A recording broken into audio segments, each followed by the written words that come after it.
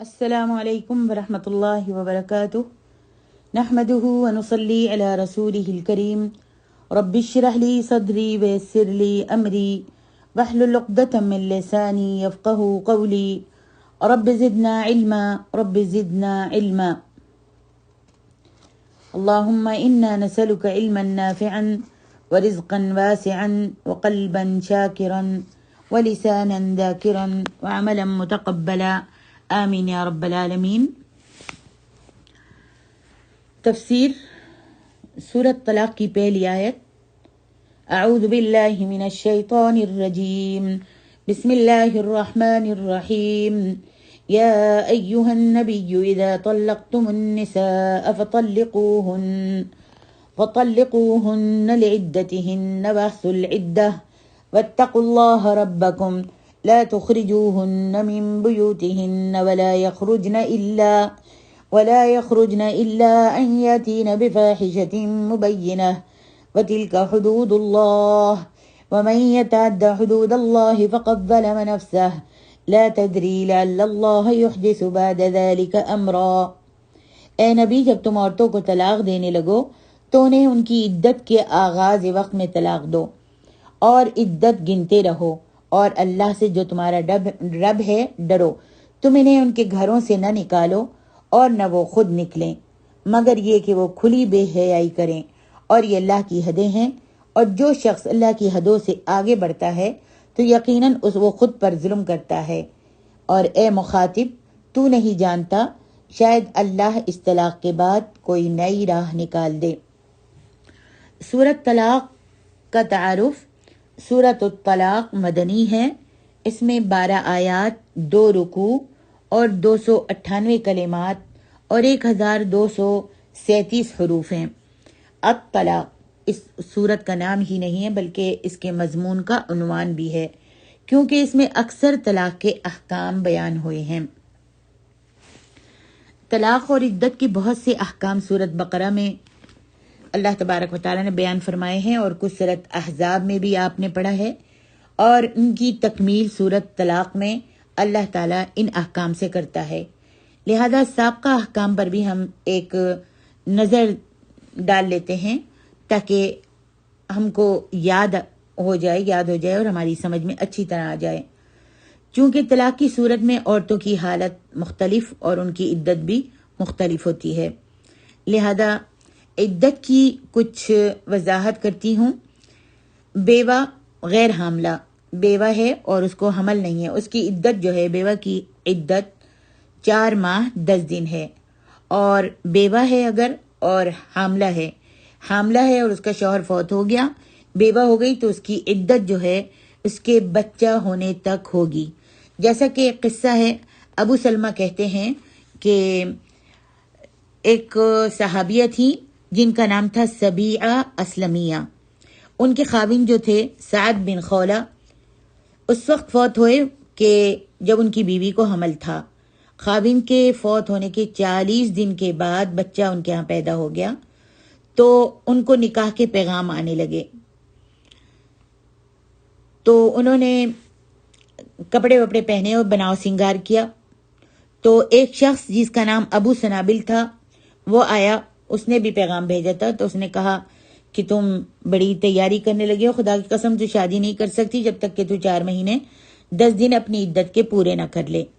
تو اس نے اپنے کپڑے تبدیل کیے اور پھر نبی علیہ الصلوۃ والسلام کے پاس آئی مسئلہ پوچھنے، تو آپ نے ان کو اجازت دے دی اور کہا کہ تم شادی کر سکتی ہو۔ تو انہوں نے پھر شادی کر لی۔ غیر مدخولہ عورت، خواہ وہ بیوہ ہو یا مطلقہ، اس کی کوئی عدت نہیں ہے۔ غیر مدخولہ یعنی نکاح کیا ہے اور ابھی شوہر نے ہم بستری نہیں کی، چاہے وہ مطلقہ ہو پہلے سے یا بیوہ ہو، اس کی کوئی عدت نہیں ہے۔ بے حیض عورت جس کو حیض ہی نہیں آتا، اسے خواہ ابھی حیض آنا شروع ہی نہ ہوا ہو، یا نابالغہ ہو، یا بڑھاپے کی وجہ سے یا کسی بیماری کی وجہ سے اس کا حیض آنا بند ہو چکا ہو، تو اس کی عدت جو ہے 3 مہینے ہے۔ اور مطلقہ جس کو طلاق ہو گئی ہے اور وہ حاملہ ہو تو اس کی عدت جو ہے بچہ پیدا ہونے کے فوراً بعد اس کی عدت ختم ہو جائے گی، چاہے 1 دن کے بعد ہو، چاہے 10 دن کے بعد ہو یا 40 دن کے بعد ہو، اس کی عدت جو ہے وہ ختم ہو جائے گی۔ حیض والی غیر حاملہ کی عدت 3 قروء ہے۔ حیض والی غیر حاملہ کی عدت 3 قروء ہے۔ قروء کا معنی حیض بھی ہے اور حالت طہر بھی۔ فرمایا فطلقوہن لعدتہن، اس کے بعد اب ارشاد ربانی کی طرف آتے ہیں۔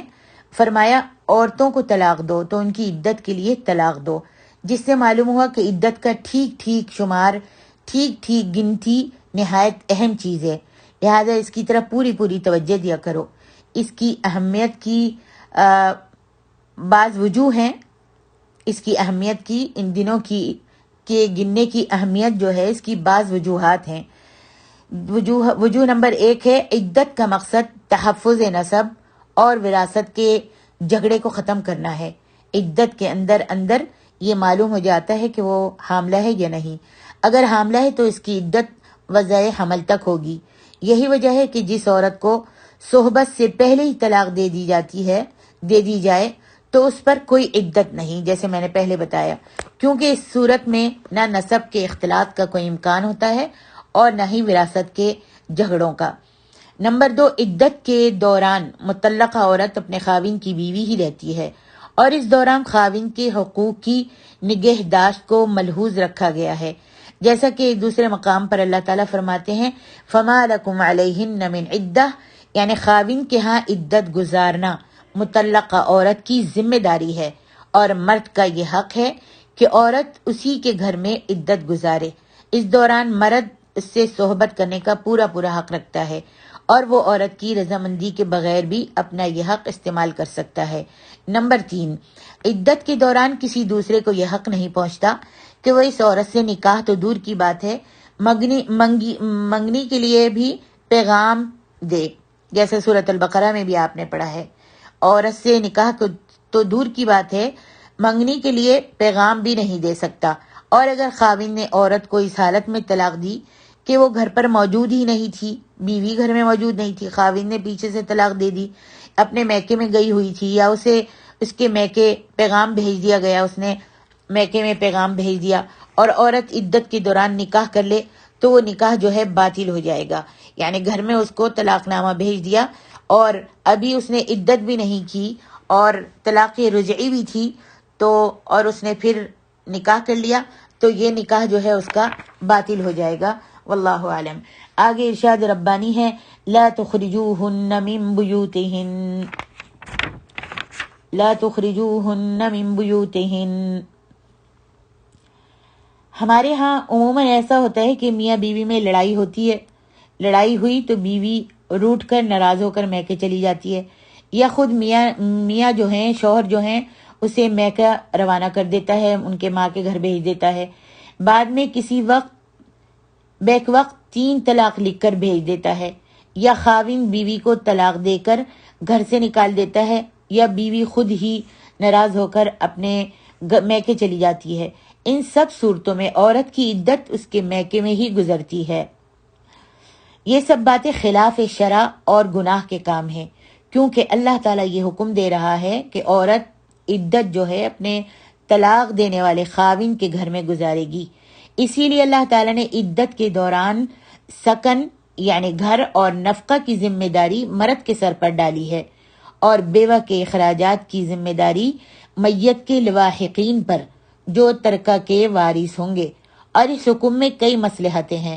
سب سے بڑی مصلحت یہ ہے کہ اللہ تعالیٰ یہ چاہتا ہے کہ جس مرد اور عورت کے درمیان رشتہ ازدواج قائم ہو چکا ہے اسے میاں بیوی کو اپنی امکانی حد تک نبھانا چاہیے۔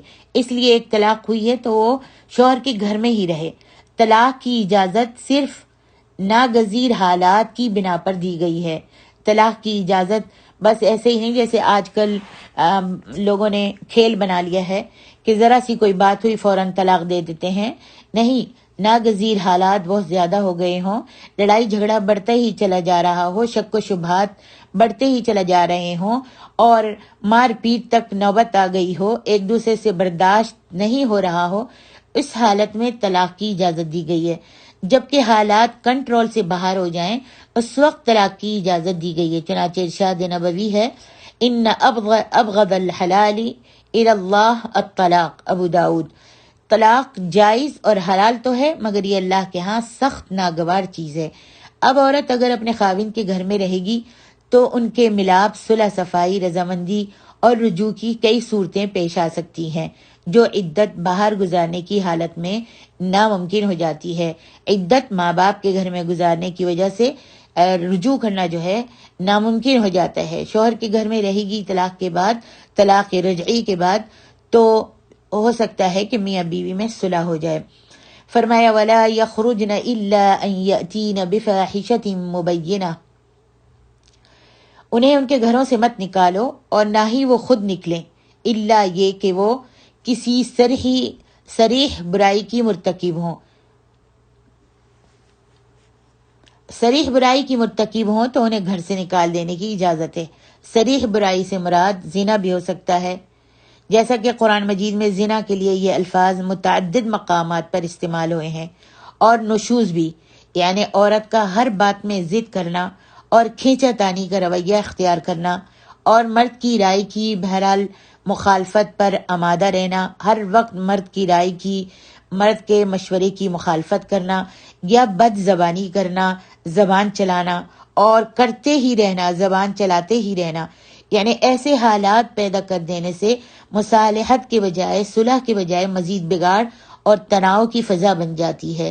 اور یہ بد زبانی یا کھینچتانی مرد سے بھی ہو سکتی ہے، مرد سے بھی ہو سکتی ہے، ضروری نہیں کہ عورت ہی بس یہ کام کرے، بلکہ بد زبانی اور کھینچتانی مرد سے بھی ہو سکتی ہے، اور اس کے قریبی رشتہ داروں مثلاً اس کے والدین وغیرہ سے بھی۔ اور اس سے چوتھی مراد بذات خود ایسی عورتوں کا گھر سے نکل جانا بھی ہے، یعنی عدت کے دوران عورتوں کے از خود بخود مرد کے گھر سے نکل جانے کو ہی فاحشۃ مبینہ قرار دیا گیا ہے۔ عورت عدت کے دوران خود بخود اپنے مرد کے گھر سے نکل جائے تو اس کو بھی فاحشۃ مبینہ قرار دیا گیا ہے۔ ایسی صورت میں بھی انہیں واپس گھر لے جانے کی اجازت نہیں ہے۔ طلاق کے بعد اگر کوئی عورت عدت کے دوران میں کوئی کھلی بے حیائی والا کام کرے یا اپنے شوہر سے مسلسل لڑائی جھگڑا جاری رکھے جو شوہر کی مزید پریشانی کا باعث بن رہا ہو، تو ایسی صورت میں اسے گھر سے نکال دینا جائز ہے۔ یہ اللہ تبارک و تعالیٰ کے بتائے ہوئے احکام ہیں، ان کی پیروی کرنی چاہیے۔ وہ خود اپنی ہی جان پر ظلم کرے گا اور گناہ گار ہو کر اللہ تعالیٰ کے ہاں سزا پائے گا۔ اس لیے مومنوں کو چاہیے کہ ان احکام پر عمل کریں اور اپنی عورتوں کو طلاق دینے کے بعد گھروں سے نہ نکالیں۔ شاید کہ اللہ رب العالمین ان کے درمیان صلح کی توفیق عطا فرما دے، مصالحت ہو جائے اور وہ اپنی عورتوں سے دور ہونے کے بجائے دوبارہ ان کے ساتھ خوش و خرم زندگی گزارنا شروع کر دیں۔ فرمایا وَتِلْكَ حُدُودُ اللَّهِ وَمَن يَتَعَدَّ حُدُودَ اللَّهِ فَقَدْ ظَلَمَ نَفْسَهُ۔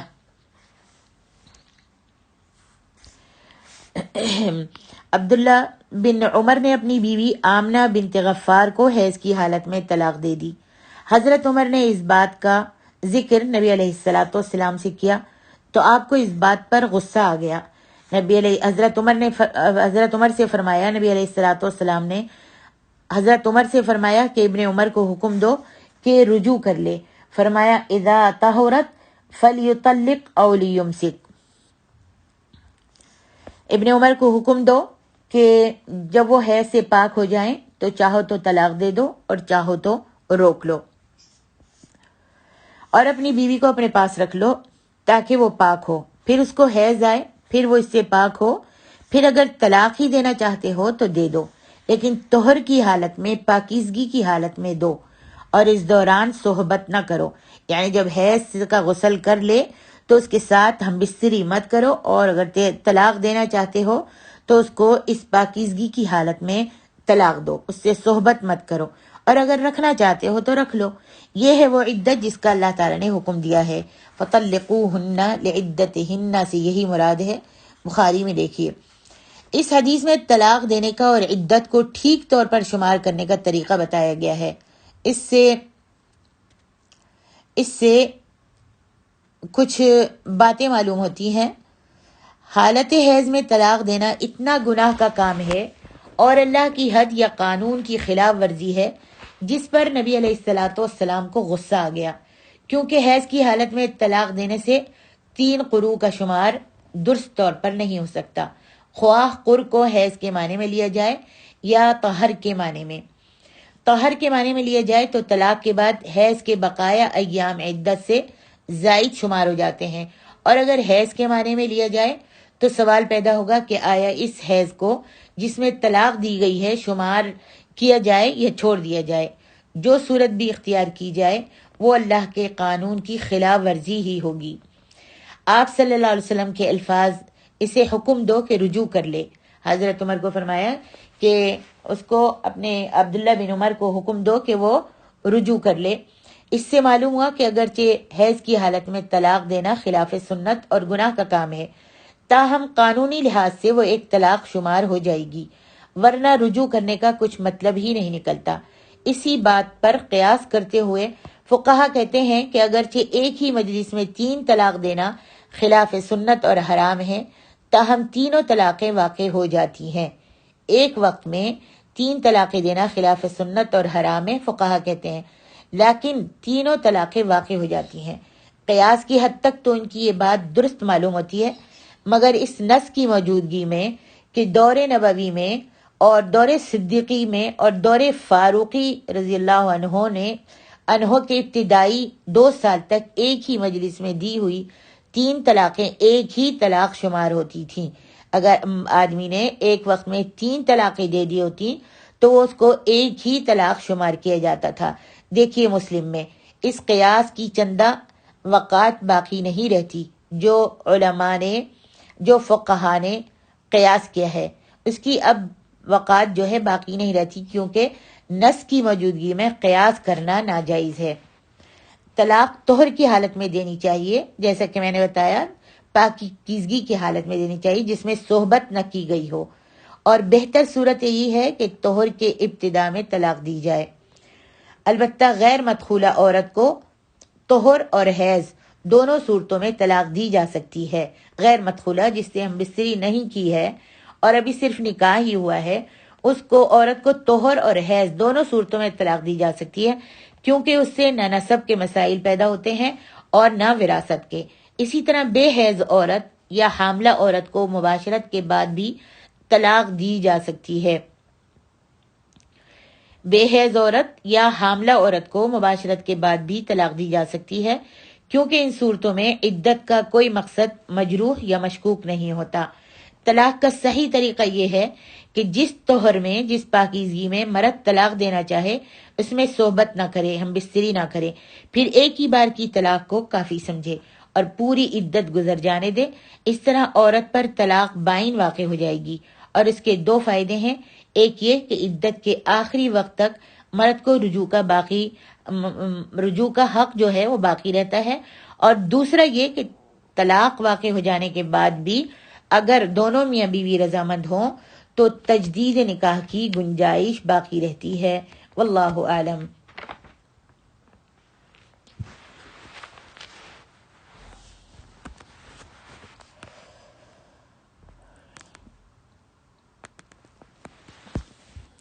بدعی طلاق کس کو کہتے ہیں؟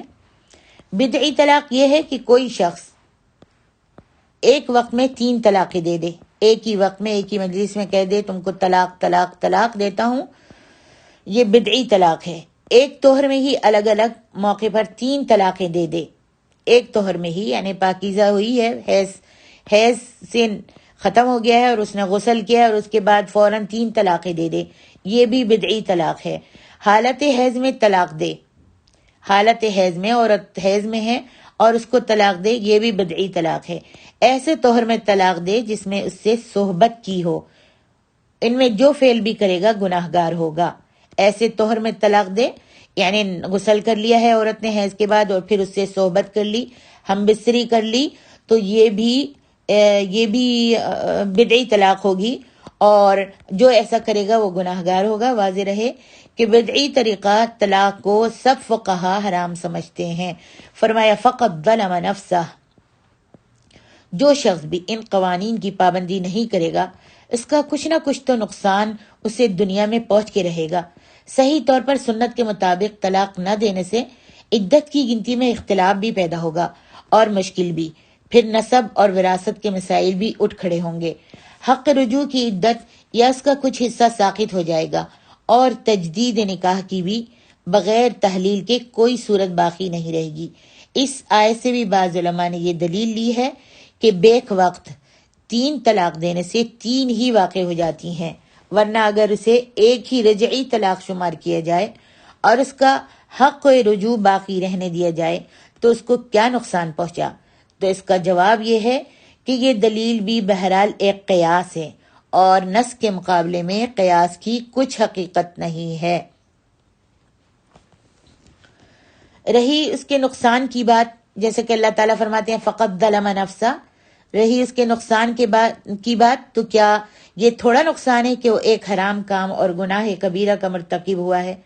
اور اس بات پر سب فقہا کا اتفاق ہے، اور یہ اتنا بڑا گناہ ہے کہ نبی علیہ السلام کے دور میں ایک شخص نے ایک وقت میں 3 طلاقیں دے دی اپنی عورت کو، تو آپ صلی اللہ علیہ وسلم یہ سن کر غصے سے کھڑے ہو گئے اور فرمایا کہ میری موجودگی میں کتاب اللہ سے اس طرح مذاق کیا جا رہا ہے، کھیلا جا رہا ہے، یہاں تک کہ ایک شخص کھڑا ہوا، غالباً یہ حضرت عمر تھے، اور کہنے لگے یا رسول اللہ میں اس کو قتل کر دوں جس نے ایک وقت میں 3 طلاقیں دے دی ہیں۔ دیکھیے نسائی میں۔ اس کے علاوہ یہ انداز فکر ہی درست نہیں ہے، یہ انداز فکر ہی درست نہیں کہ جسے کسی گناہ کبیرہ کے ارتکاب پر دنیا میں کوئی سزا نہ ملے یا اس کا کوئی نقصان نہ ہو، وہ اپنے نفس پر کچھ ظلم نہیں کرتا، بلکہ اصل نقصان تو آخرت کا نقصان ہے۔ فرمایا لا تدری لعل اللہ یحدث بعد ذلك امرا۔ نئی صورت سے مراد مصالحت، رضامندی اور رجوع کی وہ راہیں ہیں جو طلاق کے بعد دونوں میاں بیوی کو ہوش میں آنے اور طلاق کے نقصانات پر غور کرنے کے بعد درست نظر آنے لگتی ہیں۔ واللہ عالم۔ یعنی مطلب یہ ہے کہ وَمَن يَتَّقِ اللَّهَ يَجْعَلْ لَهُ لَا تَدْرِي لَعَلَّ اللَّهَ يُحْدِثُ بَعْدَ ذَلِكَ أَمْرًا۔